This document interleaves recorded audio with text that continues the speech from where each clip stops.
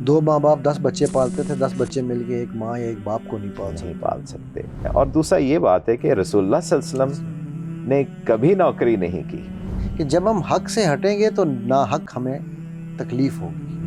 कि इतना ज़बरदस्त मुल्क था, इतनी बड़ी उसकी फ़ौज थी, सब कुछ धड़ाम से नीचे गिर गया। कैसे गिरा?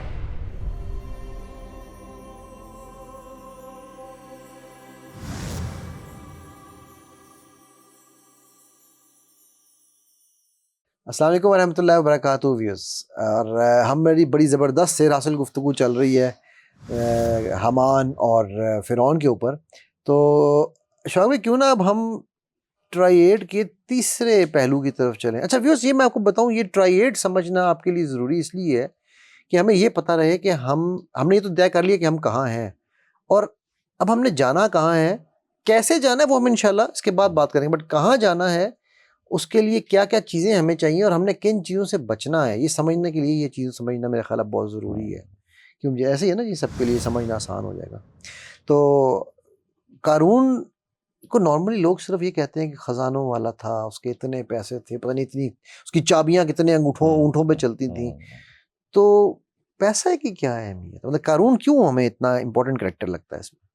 हमने पहले दो कैरेक्टर्स की जो बात की, सिंबल्स के तौर पे, कि सिंबल ऑफ पावर था फ़िरौन और symbol of social engineering. Social engineering, हाँ, शुक्र है ना माइंड इंजीनियरिंग नहीं कहा, सोशल क्योंकि मैं okay mind engineer social engineering का जो सिंबल है, वो जो थिंक टैंक कह लें, मीडिया कह लें, एजुकेशन का पूरा, जो आपके फ़िक्र के ऊपर, आपके इल्म के ऊपर, आपकी हर चीज़ के ऊपर जो इम्पैक्ट करता है, इवन आपकी स्पिरिचुअलिटी के ऊपर जो इम्पैक्ट करता है, मोरालिटी पे इम्पैक्ट करता है मोरालिटी सर, के हर ऊपर, चीज, रिलीजियस क्लर्जी भी, ये सारा कुछ तो हामान का पूरी कैरेक्टर, फैब्रिक है आपकी सोसाइटी की, फैब्रिक है। चेंज कर सकता है। तो ये हामान का कैरेक्टर था। अभी हम एक बहुत इम्पोर्टेंट, हम समझते हैं कि पैसा आज ही अहम हुआ है, मॉनेटरी सिस्टम, इकोनॉमिक सिस्टम आज ही इम्पोर्टेंट हुआ है, ये हमेशा से था। बिल्कुल। तो हम ये भी समझते हैं, कुरान कोई पुराने किस्से बताता है, कोई पत्थर के ज़माने की अल्लाह ताला बातें तो करते कहते भी हैं, है ना कि हम तुमसे ऐसी बात करते ऐसी हैं। बातें। तो हमें अभी रियलाइज़ होगा कि कुरान ऐसी चीज़ नहीं, अल्लाह के यहाँ माजी, हाल और मुस्तकबिल एक जैसा है। तो इसी तरीके से अल्लाह ये चाहते हैं कि मोमिन की निगाह भी ऐसी हो कि माजी, हाल और मुस्तकबिल एक जैसा उसको नजर आए, माजी का लेसन उसके सामने हो, हाल की पोजीशन हो, और मुस्तकबिल जिधर बढ़ना है उसके सामने, ये तीनों चीज़ें इन लाइन होनी चाहिए। तो इसलिए सॉरी, जो मैं आपकी बात में काट लगा, ये वही बात थी जो मैं पिछले एपिसोड में बात कर रहा था कि अल्लाह के नबी सल्लल्लाहु अलैहि वसल्लम ने जब खुदाल वाली बात की, तो उसमें जो एक सबसे इंपॉर्टेंट लेसन था ना, लिविंग इन द मोमेंट का, वो ये था कि आपको, मुझे नहीं मिला सर, अगर आपके इल्म में हो तो आप बताइए, या व्यूअर्स जो बैठे हैं या बच्चे इनमें से कोई बताए कि अल्लाह के नबी सल्लल्लाहु अलैहि वसल्लम की पूरी सीरत में मुझे कभी ये डाउट नहीं मिला कि यार पता नहीं कैसर फतह होगा या नहीं होगा। डाउट तो है ही नहीं, है ही नहीं ना। डाउट का किलर ही तो यकीन है। एग्जैक्टली, ईमान क्या है, और वो है ही तब जब आपको पास्ट प्रेजेंट फ्यूचर क्लियर नजर आपने पास्ट से सीखा, ये हमें मिलता है, ठीक है ना। गज़वा ओहद की गलतियों को सीखा, खंदक में रिपीट नहीं की गलती वो, ठीक है।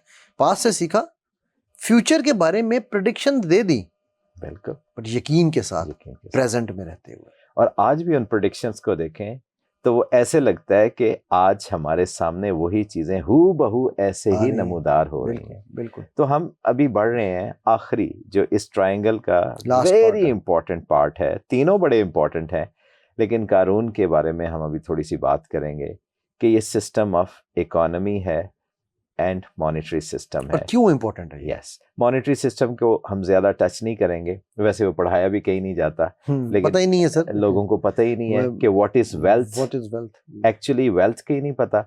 हम इसको फिर अलहदा कभी किसी प्रोग्राम में कर लेंगे, लेकिन एट द मोमेंट हम इसको सिस्टम ऑफ इकोनॉमी के ऊपर ही रखते हैं। तो ये जो कानून था उस टाइम, तो वो खजाने, वो सारा फ्यूल जो देता था, जो फिरौन के एक्सपीडिशंस होती थी, जो उसके प्लान्स होते थे, बेसिकली तो डिजाइनर पीछे हमान था, वो जिसे हम आजकल कहते हैं ना, ये अमेरिका में इलेक्शंस के लिए फंडर्स होते हैं, फंडर्स मैं कहता हूं, नहीं फंड नहीं, फंडर्स जो फंड देते हैं, फंडर्स, ठीक है। तो ये वो फंडर था, हमान प्लान करता था, फिरौन एग्जीक्यूट करता था, उसकी एग्जीक्यूशन के लिए जो ईंधन चाहिए होता था वो हामान देता था, कारून देता था, सॉरी। तो आज भी अगर हम देखें तो इकोनॉमी बहुत ही इंपॉर्टेंट हमें कंसिडर, हम समझते हैं आज ही पैसा या इकोनॉमी आज ही अहम है, ये हमेशा से थी। और आज अगर हम देखें इस चीज़ को, तो पहले एक बंदा कमाता था, सारे खाते थे। आज सारे कमाते हैं, फिर भी पूरा नहीं पूरा नहीं होता। पहले 2 माँ बाप 10 बच्चे पालते थे, 10 बच्चे मिलके एक माँ या एक बाप को नहीं पाल सकते। तो ये सारा जो फैक्टर है ये कानून का है। हमें कानून को समझने के लिए, या आज हमने रेलेवेंट अगर रहना है, तो हमें इकोनॉमिक स्ट्रीम्स के ऊपर काम करना है। एक इकोनॉमिक स्ट्रीम के ऊपर नहीं, हमें मल्टीपल इकोनॉमिक स्ट्रीम, ये जैसे उंगलियां है ना, इसी तरीके से मल्टीपल इकोनॉमिक स्ट्रीम्स। आपकी हर चीज उंगलियों में निकलती है वैसे। उंगलियों में अल्लाह ताला ने देखे ना, निशानियां बहुत है। अल्लाह कहते हैं अपने अंदर देखो, आसमानों में, आफाक में देखो, निशानी निशानी, मन में डूब के पा जा सुरागे जिंदगी। तो हमें मल्टीपल इकोनॉमिक स्ट्रीम्स के ऊपर बात करनी है। और दूसरा ये बात है कि रसूलुल्लाह सल्लल्लाहु अलैहि वसल्लम ने कभी नौकरी नहीं की, कभी नौकरी नहीं की, तिजारत की, और तिजारत भी इश्तराक के साथ, मदारबे के अंदाज में उन्होंने की। तो हम भी इस चीज़ को प्रमोट करें, रसूलुल्लाह सल्लल्लाहु अलैहि वसल्लम की मिटती हुई सुन्नत है।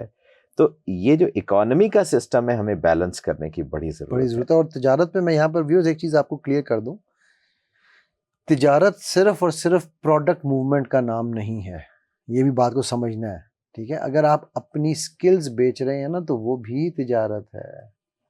अभी हम इंशाल्लाह इसके ऊपर डिटेल में जाऊंगा, मैं इस पर बात करेंगे तो हम समझेंगे कि तिजारत या एंटरप्रेन्योरशिप, आज उसको आप डिफरेंट नाम दे लो, बिजनेस, जो भी कहना चाहो, वो क्यों इम्पोर्टेंट है, वाई इज़ इट इम्पोर्टेंट। कानून जो है, जिस तरह कर्नल साहब बात कर रहे हैं कि फाइनेंस के बगैर, ईंधन के बगैर गाड़ी नहीं चल सकती, पेट्रोल के बगैर जहाज़ नहीं उड़ सकते, राइट। चाहिए फ्यूल, चाहिए ही चाहिए। तो वो जो फाइनेंशियल पावर है, अगर आज आप लोगों की मदद करना चाहें तो भी आपके पास पैसा ना हो, तो आप अपने घर, अपनी माँ के लिए, बाप के लिए, अपने लिए दवाई नहीं ला सकते, नहीं ला सकते। सब कुछ धड़ाम से गिर जाएगा। आप बेशक हमानिक एंगल को देखें, आप फिरौनी के एंगल को देखें, सारे प्लान ज़बरदस्त होंगे। आपके पास फौजें हैं, हमारे पास USSR की मिसाल है कि इतना ज़बरदस्त मुल्क था, इतनी बड़ी उसकी फ़ौज थी, सब कुछ धड़ाम से नीचे गिर गया। कैसे गिरा? इकोनॉमी की वजह से, ठीक है। तो इकोनॉमिक डेवलपमेंट जो है ना, मैं यहाँ पर एक चीज़ ऐड करता चलूँ, इंशाल्लाह हम उस पर डिटेल में बात करेंगे कि अल्लाह के नबी सल्लल्लाहु अलैहि वसल्लम, अगेन यार मैं जितना भी कुर्बान जाऊँ उतना ही कम है।